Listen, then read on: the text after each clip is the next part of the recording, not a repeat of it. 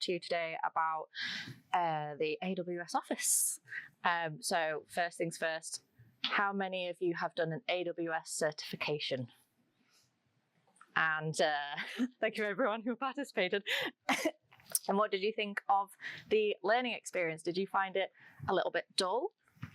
Yes. Yes, there we go. So did I. So with the help of ChatGPT, we've come up with some cool characters to present the services, and they go on little adventures, and hopefully we will learn something along the way. So this is Susan. She's got pros and cons as the grumpy librarian. She's very organised. She'll keep your books stored with unique keys, so she always knows how to find them quickly. She once survived a regional outage and didn't even blink because she's so resilient and reliable. She's 105 and she still works all hours, even during her aqua aerobics class. She's highly scalable. Don't let those support stockings deceive you. This woman is strong as hell. Susan once lifted 10 petabytes in one arm and still had the other one free for doing her knitting. And it's not just books. She can find storage for logs, websites, backups, your emotional baggage. Just drop it in the box, darling. And she's cost effective if you're smart. If you store stuff in the back room, it's cheaper, but it's really far away. She has some strict tagging rules. If you can't name it properly, then you don't deserve to find it. Not another file called test.json, how original. She charges for everything. She can get quite expensive. Remember, every time you send her to go get your books, she will charge you. She's got 78 great-great-grandchildren to buy Christmas presents for, and her pension isn't going to top itself up. She's got a bit of latency in Glacier. So you stored your stuff in the back room because it was cheaper, very clever, but she's got a long way to walk. And dearest Susan is on her 3rd knee replacement, so she might be a while. And permissions can be a bit of a nightmare. You may need to make sure that you tell her exactly who can check out those books, because she's good with books, but she's terrible with faces because of the cataracts. So you'll need to be explicitly write down what details she needs for her. So this is API Gateway, our sassy security guard, Andy.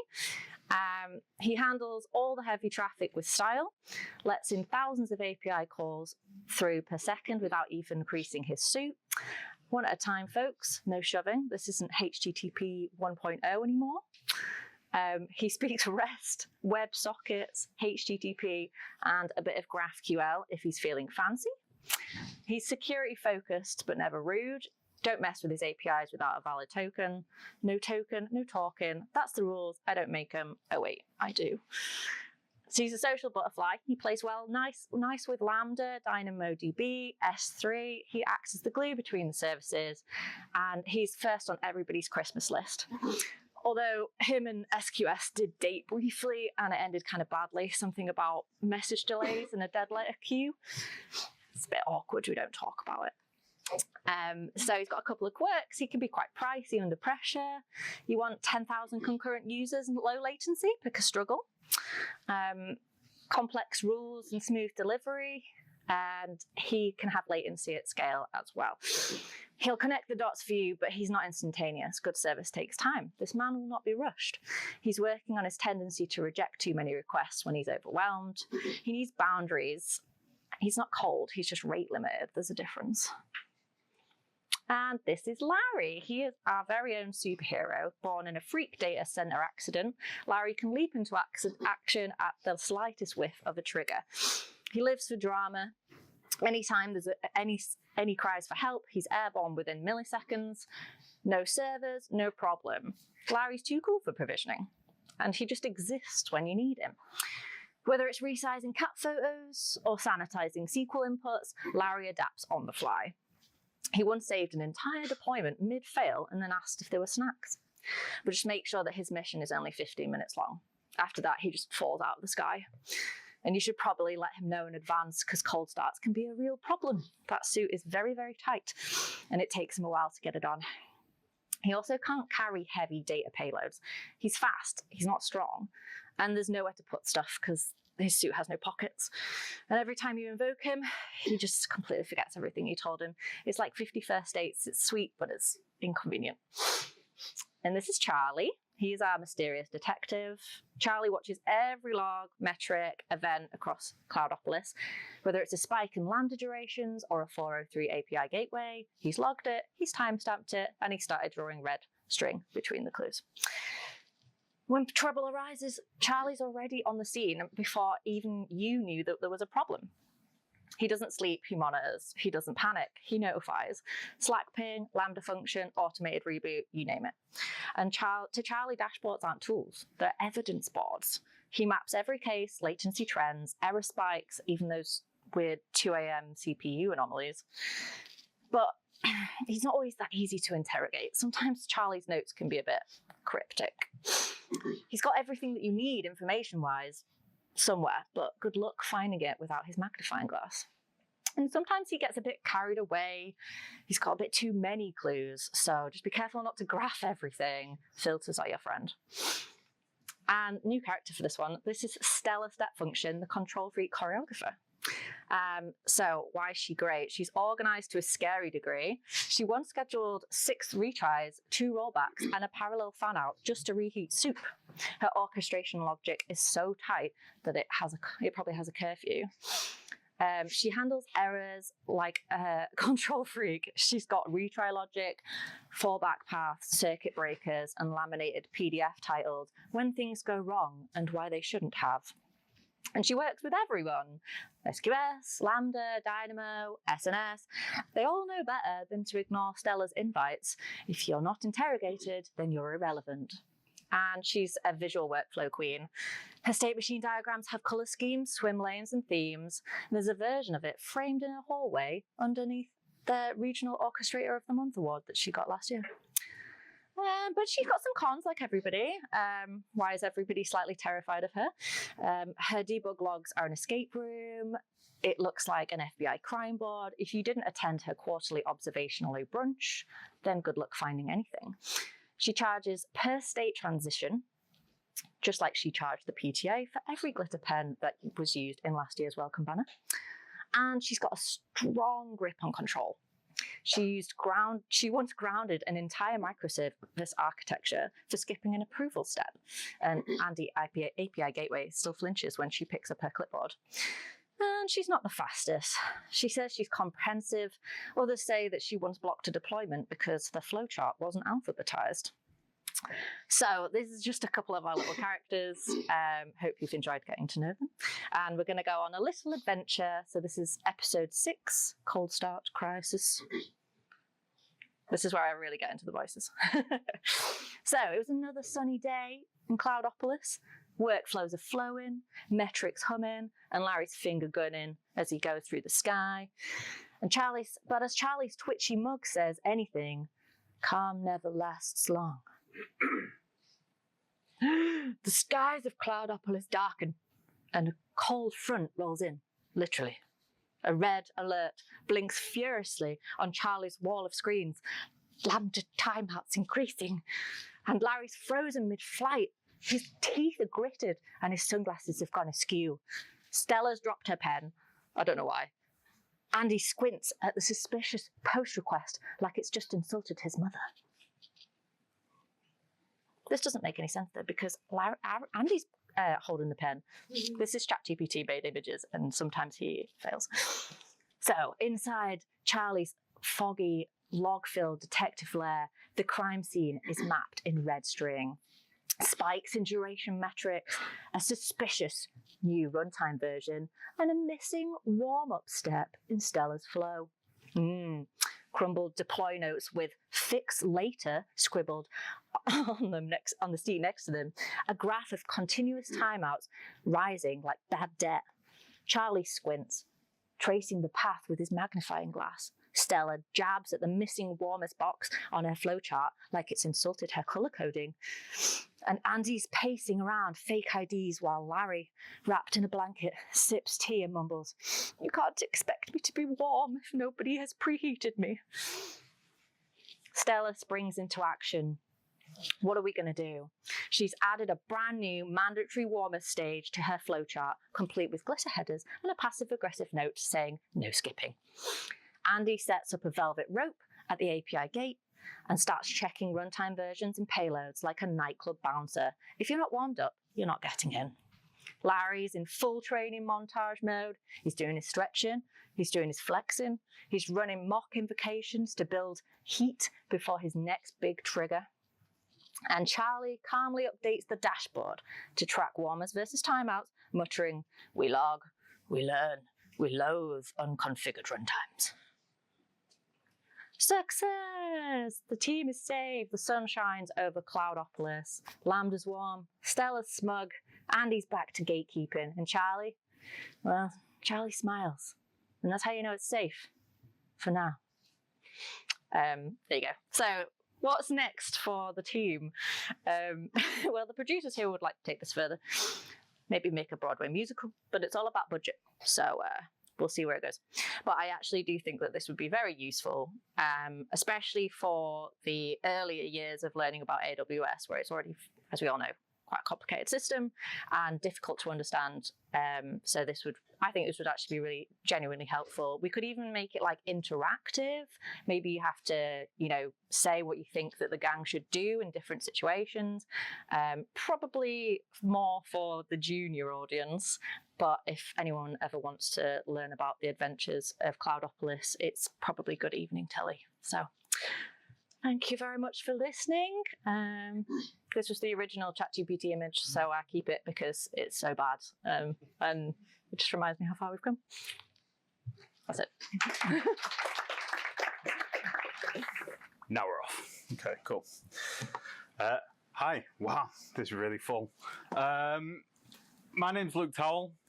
For those of you who potentially attended a talk I did last week, it was on the adoption of AI for an AI bid agent that I had built,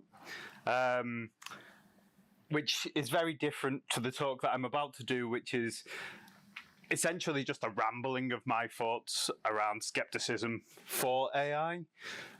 Please don't expect to learn anything. You probably won't, other than the fact that I'm a bit of a skeptic. So we'll crack on. I'm not sure why skeptic is capitalized. Bad times. Right, okay, so I don't think... Nope, cool. I don't think any presentation around skepticism of AI would be complete without this slide. Essentially, robots crushing skulls from Terminator. Cybermen, Cybermen are technically meant to be an evolution of the human race, but I enjoyed the fact that it was doing the robot. Ultron, obviously from Avengers Age of Ultron, there are no strings on me when he escapes his prison. And then I believe that is one of the robots from iRobot. I don't think it is Sonny who was the main protagonist of iRobot. But this is the sort of information that I was raised on, the main media that appeared as I was growing up. And this is immediately what I think of when I visualize AI. And it's probably incorrect, really, isn't it? Like, most AI nowadays doesn't have this sort of real world representation. It all happens within servers and technology and computers in data centers. We don't get the cool robot that's going to come and kill us all. That doesn't work. So, why am I skeptical? So, this is just a few reasons that I consider myself a bit of a skeptic. The first being that it kind of gets forced upon us that these AI chatbots are incredible thinking machines that can consider everything. Are they? Like, really? Or no, thank you. Or is it just very advanced predictive text? I attended a talk on Tuesday, excuse me, which was fantastic, and it essentially walked us through the foundations of an LLM, which is a large language model, which is essentially the foundation of your GPTs and your Claudes and your Geminis and your insert other technology companies' AI. And it talked about how we get to the point where an LLM is able to predict the next word or the next sentence or the next utterance that it's going to come out with. And it just highlighted the fact that actually there is an incredible amount of data that goes into allowing these machines to be able to say, oh, okay, if somebody says it's raining cats and it's pretty confident that it's going to say dogs, right? So is it a thinking machine or is it just very advanced text is one of the things that makes me skeptical. The other thing is garbage in is still equal to garbage out. So what we put in is exactly what we get out of them. I find that I have put in some pretty dodgy prompts into AI as I've been attempting to use it, and I can tell you that the stuff that comes out of it, as I'm sure there's people in this room have gathered, is also garbage. So I'm skeptical because of that. And then another thing that just really grinds my gears is application ambiguity. It seems to be being put into everything. There are people who are very, very passionate about the fact that Apple don't currently have a great AI. And that supposedly is driving them towards other phone providers. I myself am very thankful that Apple do not have a very good AI, because I don't want it in my phone. I don't want it in my fridge. I don't want it in my dishwasher. I don't want it in my car. I want it in potentially accessible via this. Yeah. If it's accessible via my phone, via an app, that's great. But I don't want it to just be there by default. It shouldn't invade our lives. It really winds me up. So that's some of the reasons why I'm skeptical. And I just want to consider a few things around that. So a book that I'm currently reading, which I'm going to go on to later, raises the point that artificial intelligence has largely been grown rather than crafted. So does anyone have any history with creating artificial intelligence in the room? No? Okay, cool. So one of the things that people talk about is the fact that when we create an artificial intelligence, there is an incredible amount of maths that goes into it. And that maths is incredibly powerful. However, an awful lot of it now is done by machines because of the sheer quantity of math that needs to go into it. No individual is able to do it on their own, because you'd end up with like the sort of photo that you see of people with code that sent us to the moon. It's like up here. So an awful lot of it is done by other machines, which then implies that actually, rather than a human creating and crafting artificial intelligence, it is just grown over time as the technology has gotten better. And that then leads us to the fact that we don't actually know how AI thinks or how it understands. So this is still being researched.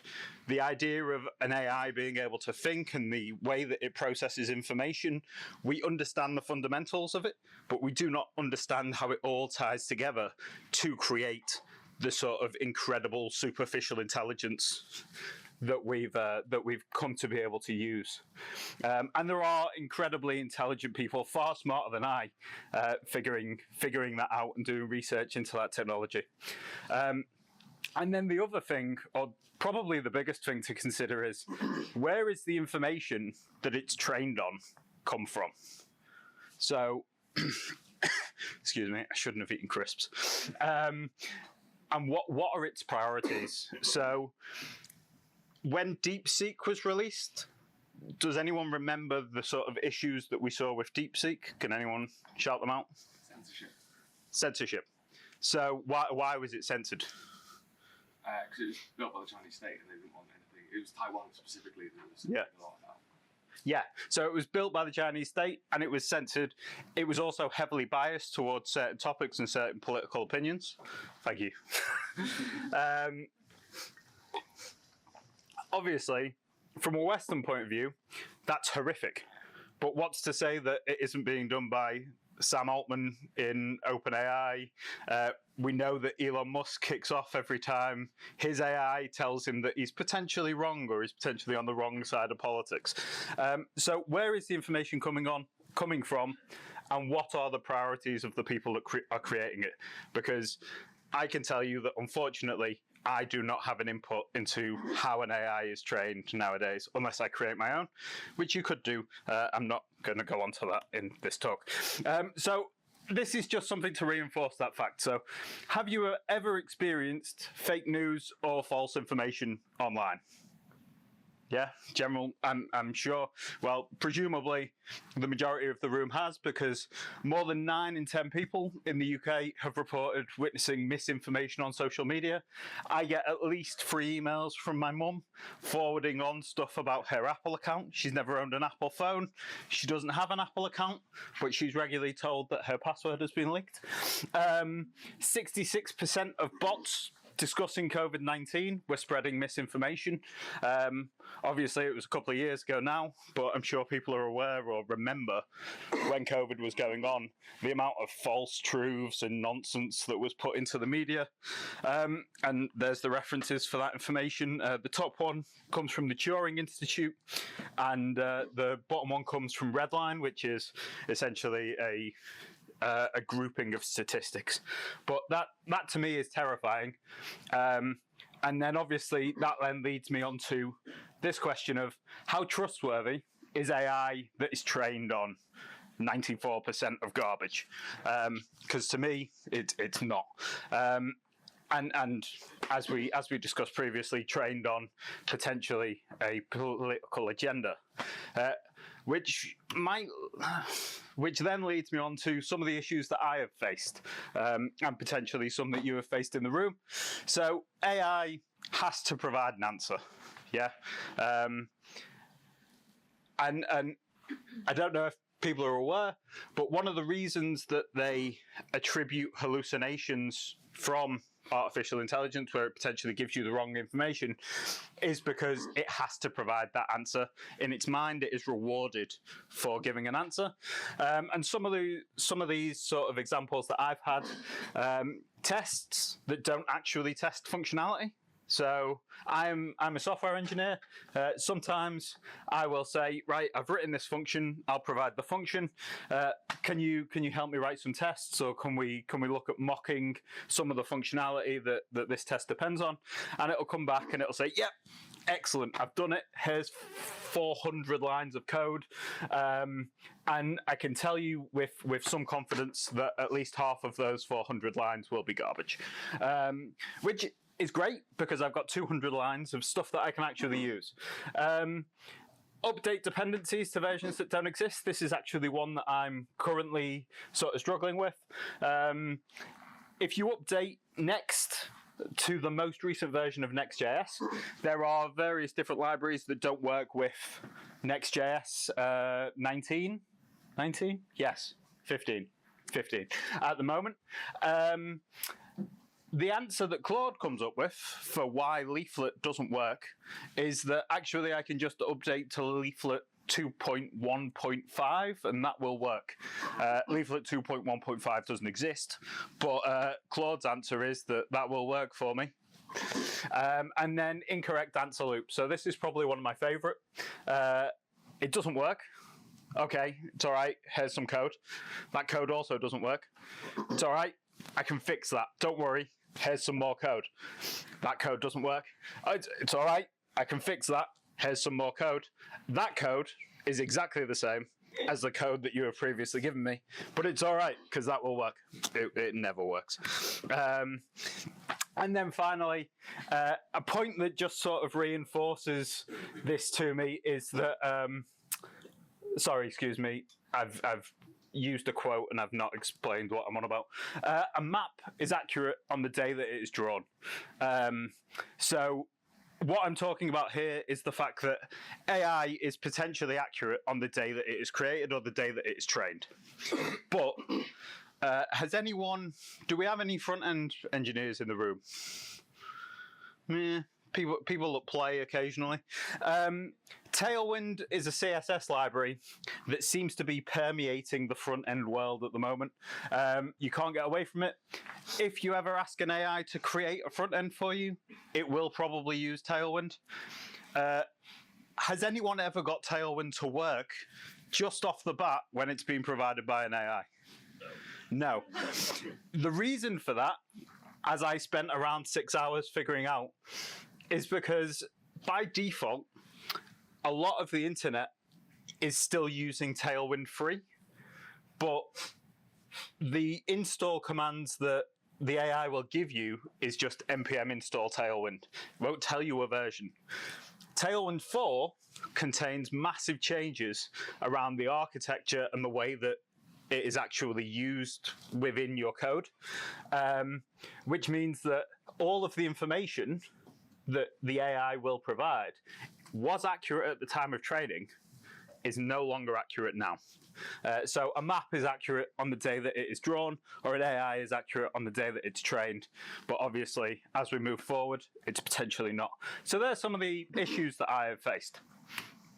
Which brings me to the final question of, do I think we should stop using AI? What do we think? No. No. Exactly, yeah. No, I don't. I think it is an incredibly powerful tool. I think, as has been demonstrated, you will fall behind if you don't use it, because it does make a lot of things very easy, and it does help push you on. What I have found that works for me is I treat AI like Stack Overflow from a couple of years ago.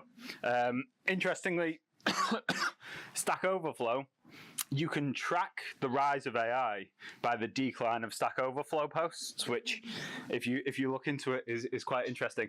But a couple of years ago, you would put a question into Stack Overflow, or you would look for a problem that you're having because nothing is new. You would probably find some form of solution. If I went away and I just blanketly applied that Stack Overflow solution, would it work for my code? No, it wouldn't. So I would then have to take that code and adapt it for my user case.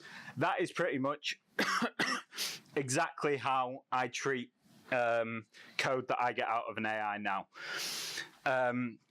Because yeah, it's great. It will give you some hints, but normally you'll have to customize it for your use case. Another thing that I do, so I have a thorough prompt that places the AI in the role of a programming mentor. And by thorough prompt, I don't mean like a paragraph.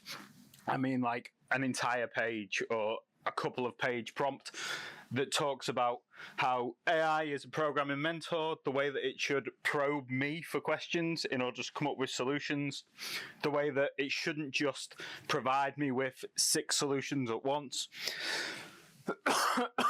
Excuse me. It should actually probe and attempt to enable me to solve the problem rather than actually just giving me an answer, because the more it gives us answers, the more it becomes a bit of a crutch. How many engineers are in the room? Just of the engineers in the room, do you use like Claude Code, Cursor, another form of AI tool? Yeah. So I've tried a few out. Claude Code and Cursor, I wasn't a huge fan of, and the reason I wasn't a huge fan of it is because for me it was overly verbose. I found that it implemented an awful lot and it created a lot of code, and for me that didn't work well, because I prefer to know exactly what I'm writing and what is being produced. Amazon Q Developer is a similar tool. It comes with a plugin for Visual Studio Code. It is less invasive. So it sits on top of Claude Sonnet 4, soon to be 4.5, and it gives you suggestions and it gives you hints, and you can tab through the hints and the suggestions, but unless you give it a specific prompt or you ask it to produce a lot of code, it won't just take over your code base and start spawning files, which is what I found with the likes of Claude Code and Cursor. So Amazon Q Developer is something that I use, which I'm a fan of. Finally then, as I mentioned, I did a talk last week around a solution that I had actually built, and I found that building and getting my hands on with the technology is a big sort of enabler for understanding and getting to grips with how it works, and potentially reducing my skepticism, and then reading around the topic. So I've said a lot of words, I'm aware of that. the main sort of takeaway from this would be please go out and try some of these things. And one of the handy things that I'm a big advocate for is just read about it. Find out more, read articles, read books. We are fortunate to have someone who is very passionate about AI. He shares an awful lot of articles. The resources that are available on Anthropic's website are excellent with regards to ethical coding and the ethical production of AI. And then AWS also have various different certifications if you're interested in going that far. So some of the past reading that I've done, when I was doing one of my degrees, I touched on neural network math and neural networks, a visual introduction for beginners. Both of those are really good. If you want to talk about how sort of neural networks work, what back propagation is, how you figure out error functions and gradients, and finally come out with a trained model, neural network math, really good, really easy to understand. Hello, I'm Rowan. I'm going to take you a bit away from the technical side, a bit more to the emotional journey I had trying to be a tech lead once. And when I wrote this talk, I was a lot more emotionally charged. I have now since learnt more about what a tech lead is. And yeah, you'll sort of see as we go along, it's sort of like the journey I had there and sort of what I came out at the end of it. Someone had no idea what to expect in the said role. So yes, it's Marmite based. I used AI to do some Marmite stuff. Don't be afraid, it's not too bad, apart from this one. But I made that, so that's okay. There's a contents here, but it was really an excuse to put that on a page. But yeah, they're all slightly Marmite related. But yes, it has no bearing on the actual story itself. So a bit of a lead up. Oh, and there are stock images as well, because I think they're hilarious. So a bit of a background on me. So at the time, just before this happened, I was on the NHS on a sort of mixed consultancy team. I was a senior consultant. We'd been working together for a long time. Pretty high-performing team, probably one of the best teams I've worked on. We churned through work quick. Everyone had their skills. So we're in a really good spot until we got this new project with very loosely defined requirements. And during that time, the current tech lead was going to move on to a new project, or a new contract. He had already set up the project, what we were going to do. He'd put it through TRG, which is Technical Review Group, Platform Review Group. So it was already set in place. So all I had to do was sort of pick it up and run with it.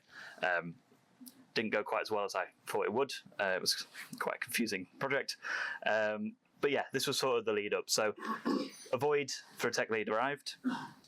But before I go into that, I've never been a tech lead before this. I'd only had my experience on teams. I'd seen people who were technical leaders and what they did.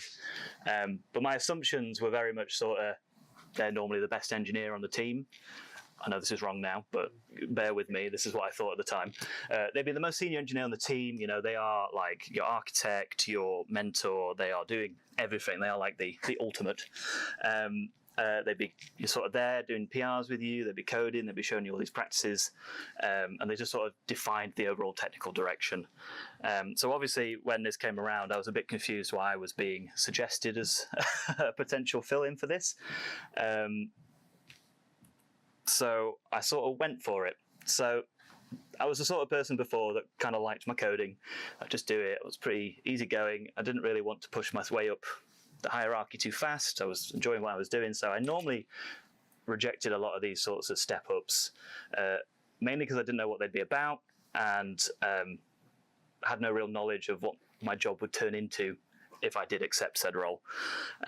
So yeah, in this case, I would be taking over the project that I sort of had an idea about. We were finishing another project up as this one started, so I didn't really know what it was going to be about. I have massive imposter syndrome, which I'm sure everyone here knows a lot about. Feel it every day. But I thought, you know what, I'm just going to give it a shot this time. I'm going to see what it's about. And I sort of threw myself at it. And then I was like, actually, I have no idea what to do. So I rocked up on the first day and was sort of sat there going, there's no tickets for me to sort of pick up. What do I do? It all became very woolly. I sort of thought, what do other people do? So I started asking around, and I got so many answers that I just was like, this is worse. This is worse than what it was before. Everyone had an idea of what they expected a tech lead to be, and no one had a concentrated answer that they could give me. So I sort of cobbled something together, and because it was like a week in and I wasn't really doing anything that felt useful. And that obviously increased my imposter syndrome even more, because I'm like, well, why have I been asked to do this if I literally am sat here going, I don't know what to do. And I thought at the time there were better people to sort of do this than me. Particular favourite image, I love this guy, he's great. So before long I realised I was in meetings pretty much every hour of the day, non-stop. It was either a meeting about a meeting, it was a meeting about the project, it was a meeting about someone who'd heard about the project but didn't know what the project was, wanted to know more about the project, who didn't go to the previous meeting, and so then they got invited to that meeting, and it just, oh my God, it was painful. And at some point I realised that I was doing something pretty much every 15 minutes of the day, non-stop, incredibly busy. There were a few issues with the team. We got cut, a few of our team members got cut out, and that started to leave a bit of a hole. I've been told I have participation Tourette's. So if there's silence, I'll fill it, and then I have another thing I need to do. And before I knew it, I was doing an awful lot on the team. And because of that, I ended up taking it home with me. So I was working so many extra hours. The team themselves, they were fine. They seemed to be having a great time because I was ploughing all this effort into getting the work ready, but I didn't really know what the work was because it was a loosely defined project. They didn't know what they wanted, and then they would change it. Quite a bit of selective amnesia at times. I just thought, oh no, I don't know what you're talking about. We didn't discuss that. But the main one that hurt me was I wasn't writing any more code. I don't think I touched a terminal in 6 months during that period of time. And that, at the time when I thought a tech lead was, that felt wrong to me, and I wasn't really sure why I was no longer getting to do the bit that I liked.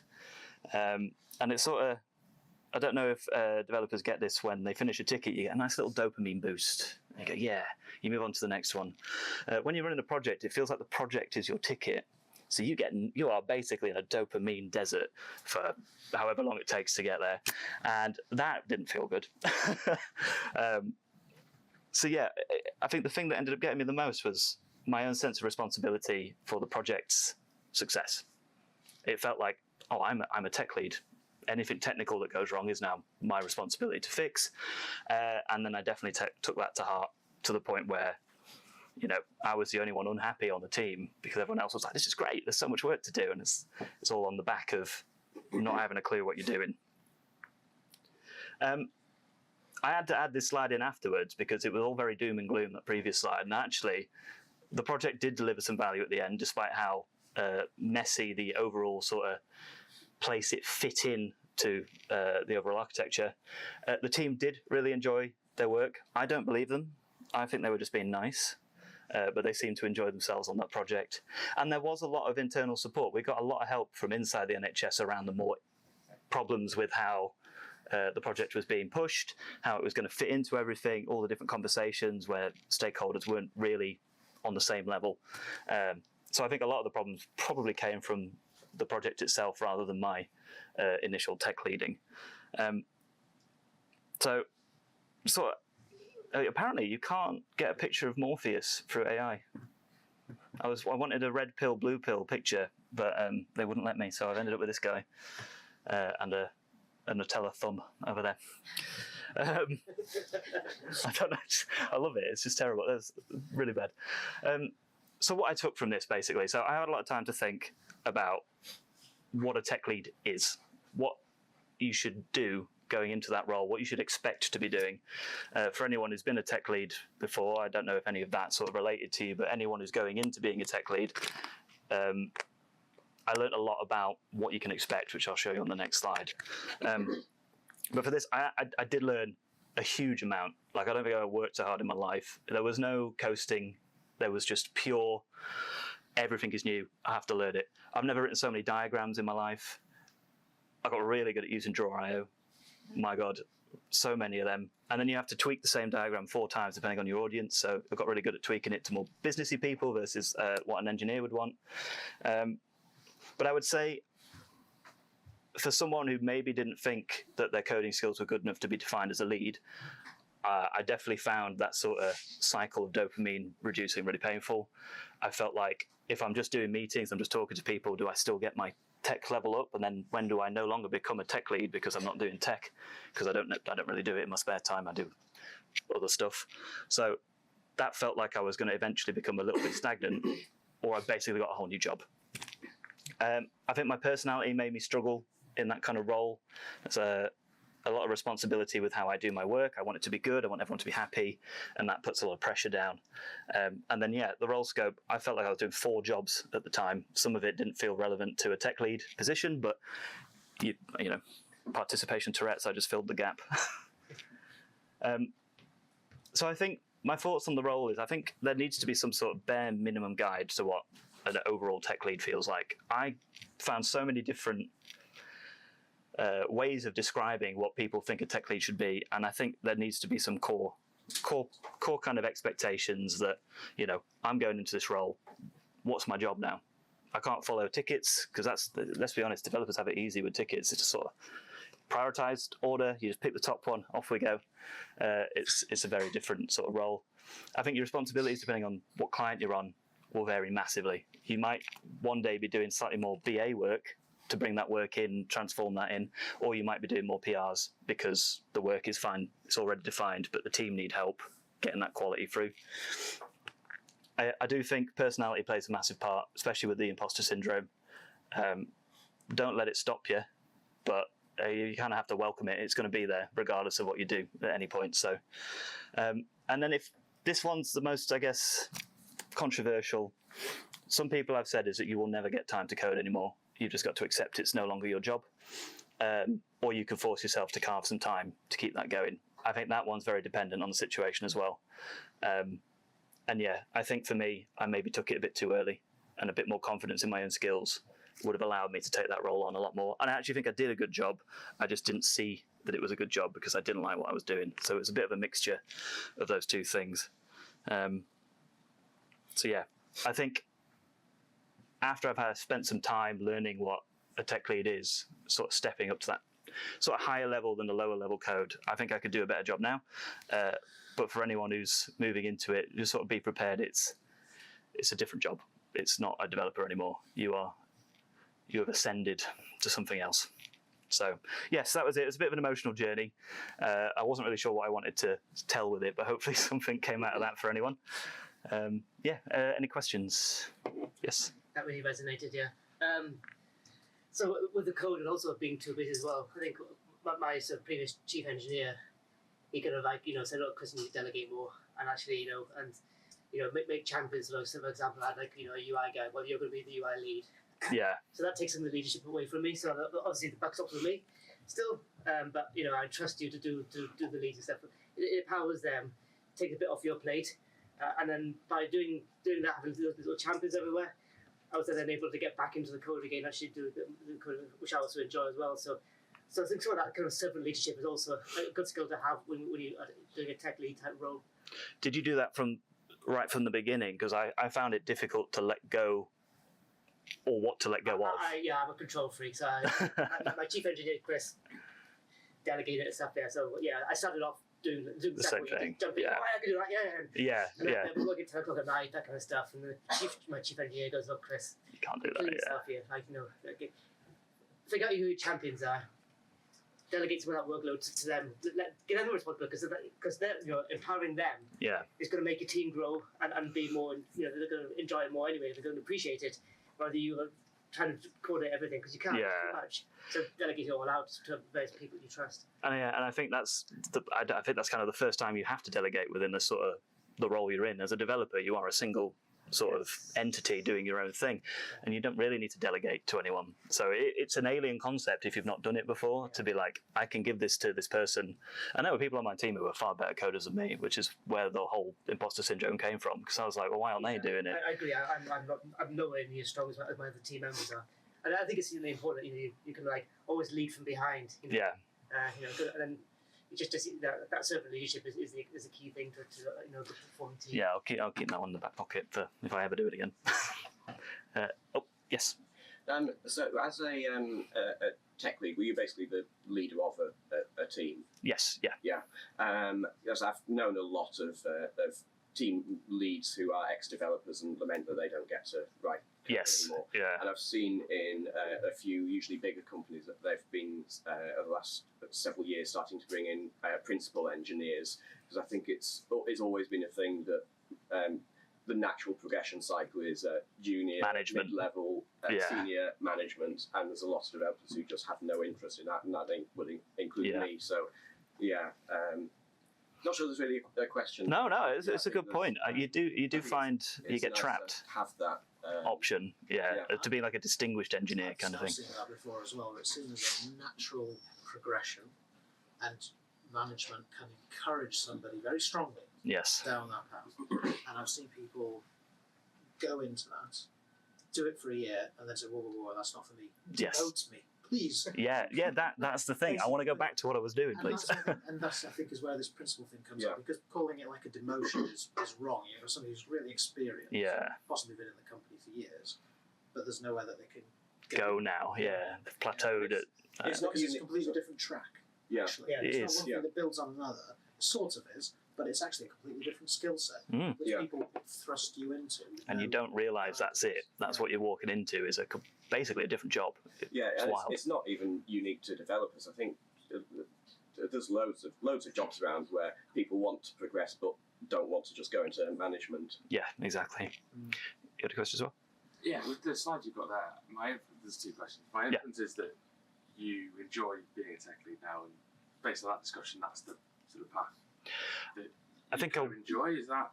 I think so. I ran away from this role as quickly as I could at the right. time. So I'm not a tech lead at the moment. I did exactly demote myself as fast as I could, because I didn't.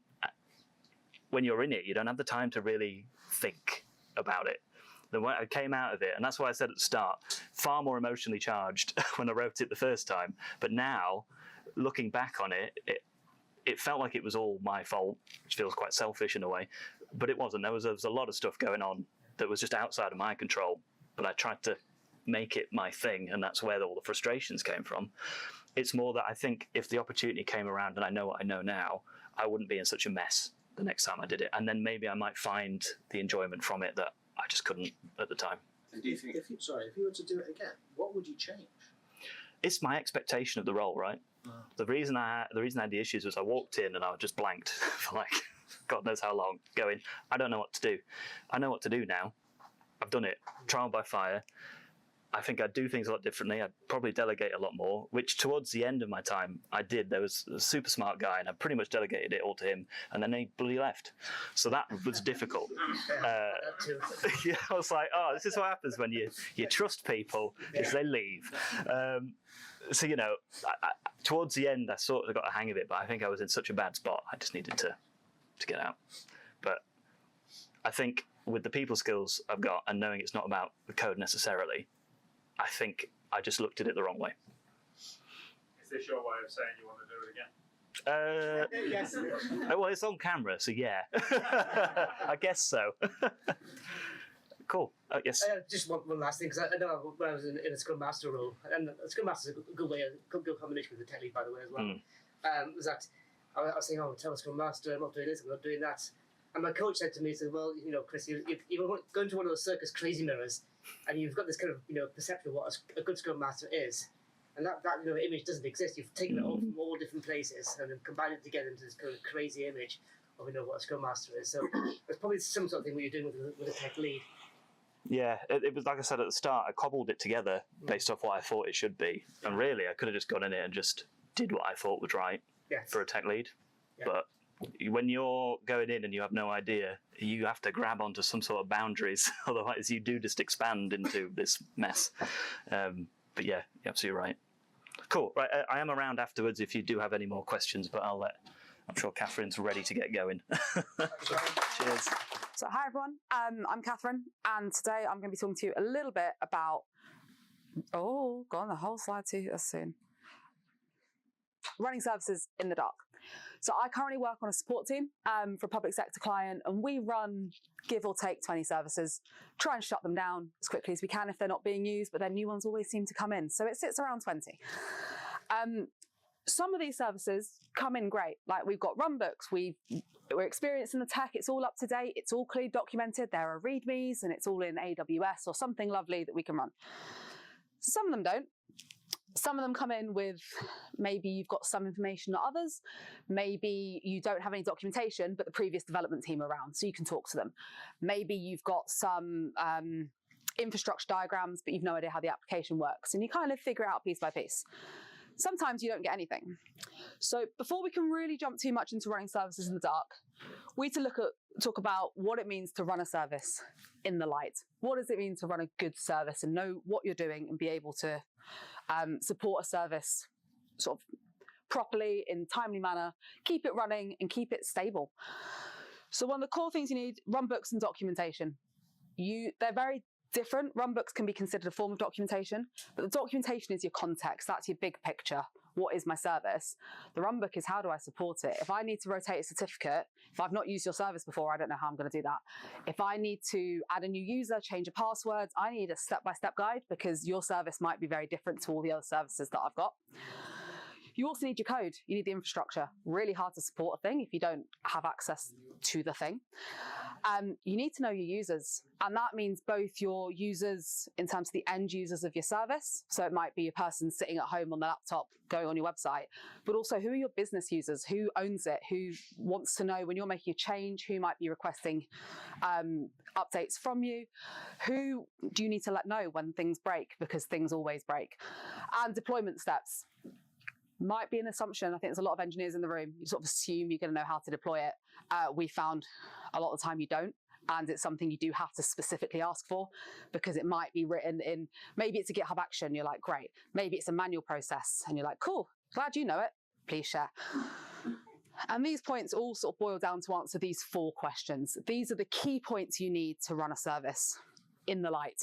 You need to be able to answer the what, the where, the how, and the who. But what happens when you're not given this information? What happens when you're running the service in the dark? And it will generally mean you have an awful lot of questions. As a support team, we found ourselves in this situation more times than I probably care to mention. And I'm going to share with you through this talk, hopefully, how you find the light and how you bring the service up into the light to make it supportable so that it can keep going, keep running. We're going to go through a case study of an example of one of the first times that we did this. I have fictionalized elements of it because it's a client piece. But we're going to talk today about Bob's Support Services. So Bob's Support Services came into us earlier this year. We were asked, could we support it? We did an initial assessment, and we said, not really, but sure, let's give it a go, because we have no documentation. We went to look at the code. We had no code. You know what? It's all right that we've got no code, because even if we had the code, we've got no deployment process. So even if we change it, we can't get it out. But that's fine, because we also have no lower environments. So we've got nowhere to deploy it to. We've got no way to test it. We've got no way to be confident in our changes. But you know what? Not to worry, because there's no monitoring alerting. So if the thing breaks, we're never going to know. We tried to approach this looking at all these things wrong and start on the real basics. So we tried to start with the what. What is the thing? What is Bob's Support Services? What are we being asked to support? And crucially, what does the service do? What is it supposed to do? And are they the same thing? Because sometimes they're not. Well, the answer to this question really depended on who we asked. Some people told us that it was a big public-facing website. Some people told us it was a system where you could purchase courses and order reports. Some people said it was a business area. Some people just didn't know. What we found out was actually Bob's Support Services is an umbrella term, and that umbrella term covered these 4 core elements. So it's the service offering. It's the business area in which the product itself sits. It's a collection of 20 plus microsites. So the people telling us it's a course ordering system, not technically wrong. People telling us it's a place where you can buy and purchase reports, not wrong. They're just different elements, different microsites within the whole product. And sometimes people are referring to the actual application, the code itself. So the application in this case is fundamentally a CMS with database and other bits and pieces. So it's all well and good that I know this, and it's all well and good that my team know this. What about the next team? What about the business? What about the people who will inevitably come after us? Should they have to go through all this again? Do they need to answer it from scratch themselves? I'd like to think that we all know the answer should be no, and we want to try and capture what we know. So one of the first things we did was make a central source of truth, a central repository of information, so that we could remove the ambiguity around it.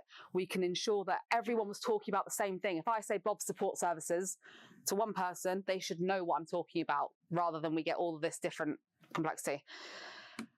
And it's sort of like somewhat to what Rowan was saying earlier, diagrams. We drew an awful lot of diagrams. This is an example of a high-level diagram that we put together, so that we could just point and we say, right, when you're talking, could you please point on this diagram? Which part do you mean? Are you talking about a microsite? Are we talking about the CMS? Are we talking about the payments, the certs?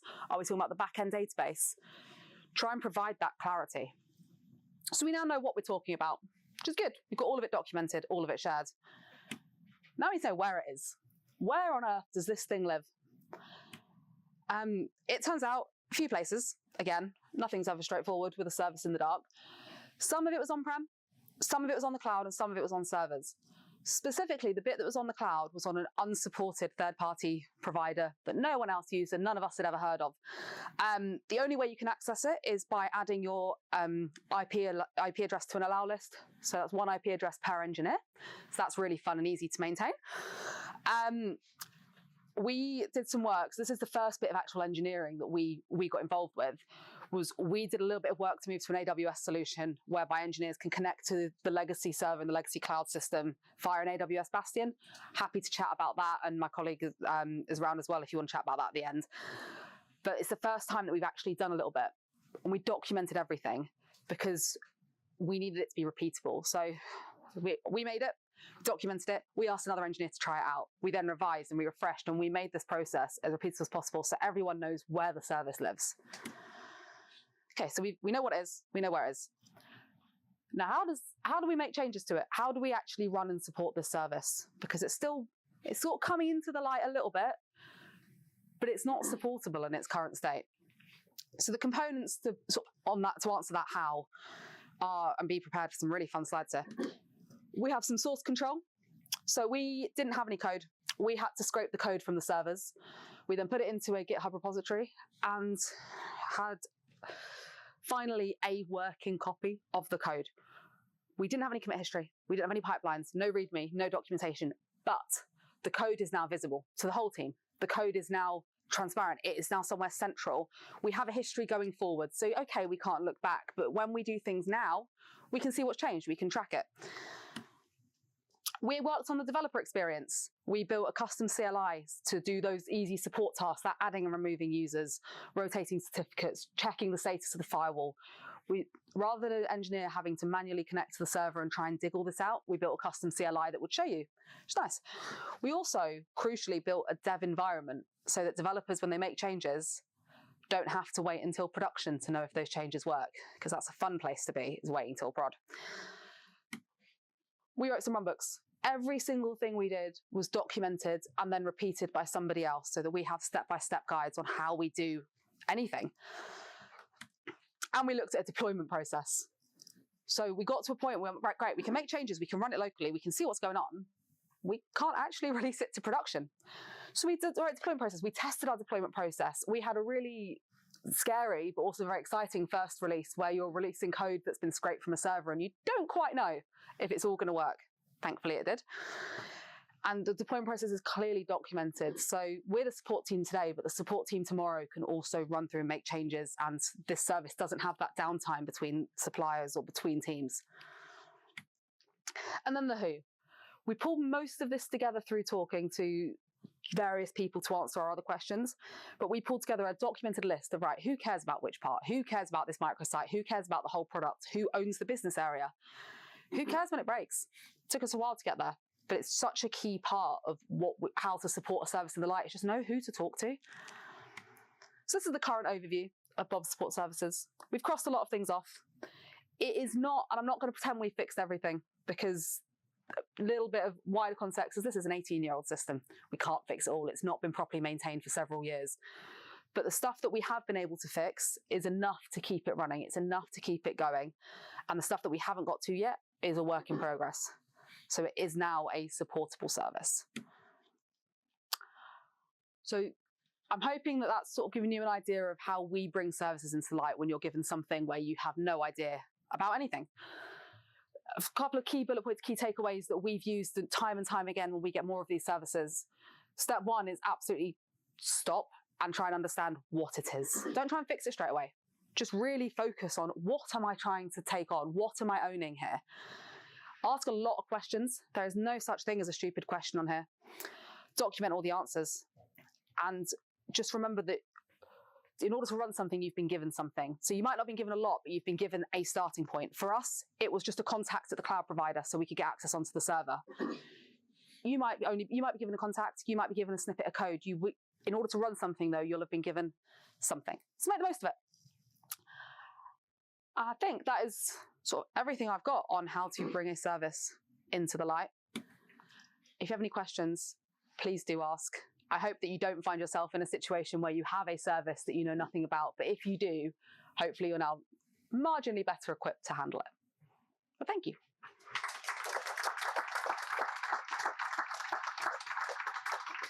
Any questions?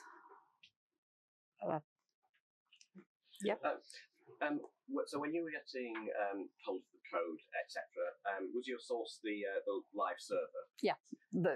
Yeah. So you're going to include any like config files? Yeah. So we literally just took a complete copy of the server, pulled it locally, did a bit of a review because some of it we had sensitive data in the databases, so all that got pulled down. So it took a bit of work to sort of sift through it a little bit and try and distill it down to the core application as opposed to anything and everything.